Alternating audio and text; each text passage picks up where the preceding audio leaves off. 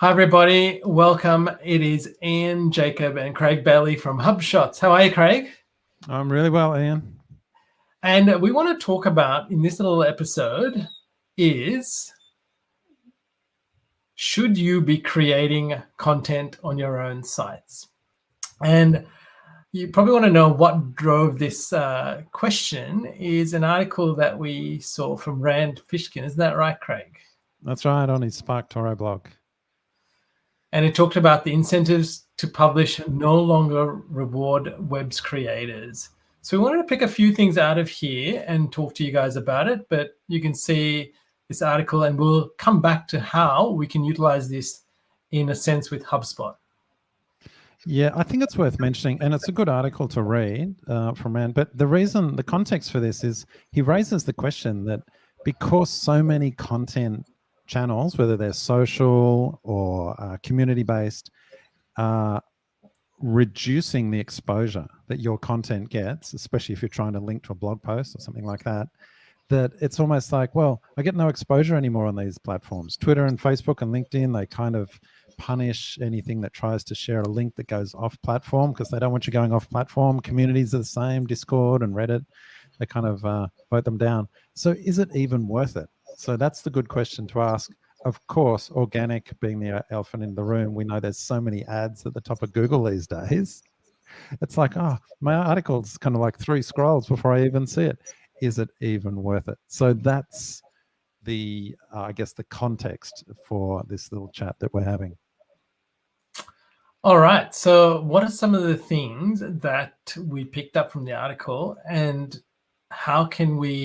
what can we learn from it, Craig? But I wanted to first actually highlight to people something really important about understanding the channels that we would own versus what might be rented. And so listeners, Craig wrote a great article and drew this picture back a long time ago. And we just want to highlight to you, firstly, what the different channels are and whether we own them or not. So we want to be building our own assets, as we call them, and things like our blogs, our website, and sometimes even our social media profiles. But don't forget, I would also class that a bit as being rented purely because of the fact that you are building it on another site and that can be turned off based on what that platform decides to do. What's the next part, Craig? Yeah, well, that's right. And I think if you scroll up or down, I think I wrote this back in 2014. Things have changed a bit since then. And you're right to highlight that difference between social profiles. Remember back then, it's like, oh, my social profile, I own that. You know, I'm in control. And as we know, well, it's every day I think we hear of a Facebook account or profile being shut down and disabled. So it's not as safe as it used to be. And often they change their rules as well, and then suddenly you're gone.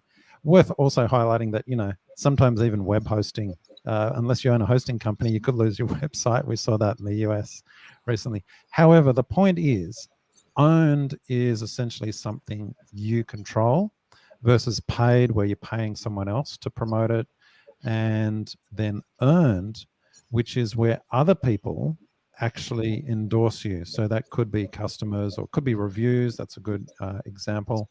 Influencers, other people who and other sites then actually recommend you. So that's the breakdown of owned, paid, and earned.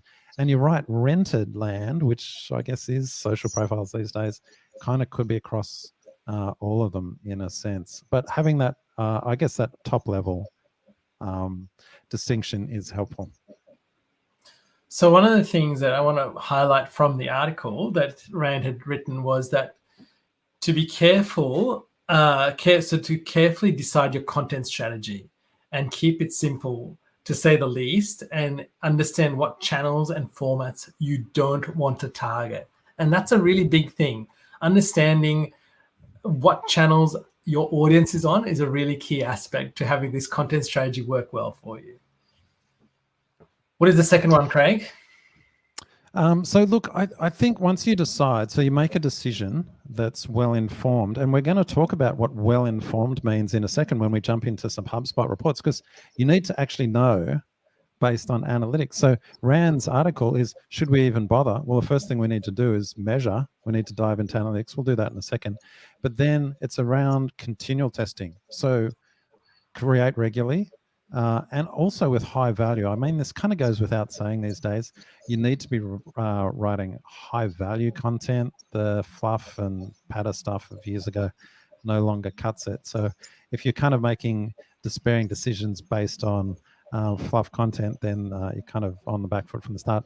But if you're creating high value content and doing it regularly, that actually sets you up in order to be able to measure the response that you're getting and the exposure, and then make more informed decisions. Next up is distribution, isn't it, Ian? That's right. So make sure your distribution is wide and focused on the channels that you can control. And a distribution channel that we would often see is email being a really critical one, which many people forget because they think I'm distributing, it has to be on social, it has to be on all of these other channels. But email is one of the most critical ones when we're talking about that. It's good to highlight that, because if we come back to that owned, paid versus earned, email is right up there in the owned channel. It's probably one of the strongest channels that we have these days with control. And finally, it's reviewing your analytics. And so now we're just going to hop into HubSpot, and this is a demo account, but we're going to show you around and show you some of the things you need to be looking at. So the first thing you might want to do is, if you're in HubSpot, is go to Reports Analytics Tools, and then you'll get to Traffic Analytics. Now in Traffic Analytics, we want to make sure that we're looking to see what's happening across the board. And you can see there's many combinations here. So firstly, the default is 30 days. And we're looking at sources, and we're looking at what, how many sessions there are, what the new contacts, etc. A really good thing to see over time is to change this filter to the last 365 days. And that's often a good way to see a pattern of whether your traffic is consistent, it's dropping, or it's falling. And I think one of the things that we need to look at is to make sure that we have a consistent, we can see some consistency across here and understand why things happen, because some of them might be seasonal or a particular event that has actually driven this. I think this is a really good point. And following from Rand's blog post, the very first thing we should do is, like, instead of jumping into despair, let's actually have a reality check. Sure, we know we're getting less exposure across social channels and paid and organic, but actually, what's the reality of it all? And this is why this report is so helpful. Very clearly shows us where we stand, and, as you've highlighted, the trend over time. Has it been going down, or has it stayed steady? Despite all the doom and gloom you read around organic and Google reducing, sometimes when you look at your analytics, it's been going up. So reality check is the first step. Cool. And so that's where you would do that. The next thing we would look at or drill down is to look at the page analytics. And what we want to do is make sure that we can see that on this third tab is to understand this over a period of time. So again, here by default, we're looking at 30 days. And we can change that to our previous duration.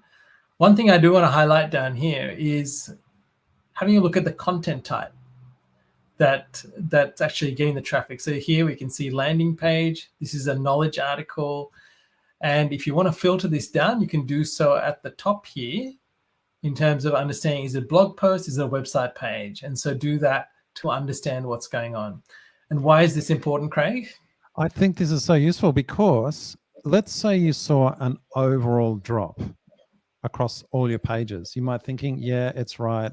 Why should I even bother? Then if you broke it down, say blog posts versus knowledge base articles, you might actually find, yeah, the blog's been going down, but the knowledge base has been going up. That is useful information for deciding on your further content strategy. You might actually decide, yeah, you know what? It's not worth writing blog posts anymore. It's all been written, but knowledge-based articles, that's the opportunity. So this is a really useful way to very quickly gain that insight. And the next thing we're going to dive in, so we're going down deeper here, and now we're going to look at this, in this case, this blog post, and you can see in terms of how it's performing and where the traffic sources are for this particular post. And you can really delve down and understand. And now if you're using enterprise, you'll see a revenue attribution screen here, or a little area where you can understand how the contacts are actually getting through to this post. So that's one. And then I wanted to show you also that knowledge base article about how that's performing also over time. So very similar reporting in terms of what we're seeing and how that is playing into understanding your content and how it's working. One thing I wanted to highlight, if you go back to that previous tab on which showed some seasonality, and you alluded to this earlier, it's kind of like looking at it over time is the truer story. Imagine that you'd come in on June, someone said, oh, there's been a Google update and you've lost a lot of traffic. You look at June here and you go, oh my goodness, that's it. Are we given up? We've been punished, what's happened? Well, before you start panicking, let's have a look and see if seasonally that's what happened last year and whether it restores. So this is the value of having proper analytics presented like this in a very digestible format so that you can quickly gain insights. That's right. And you can do a rolling date range as well, and then work out what is working. So the last 365 days is generally a good way to work to see some sort of seasonality in here of what's going on. So finally, I thought another interesting thing is to work out browsers and device types as to delving further in understanding where the traffic's coming from and the impact it will make on how people are traveling around the site. And in this example, you'll see a bulk of the traffic is actually desktop, which is really interesting in that perspective. This is dummy data, right? It's dummy data, correct.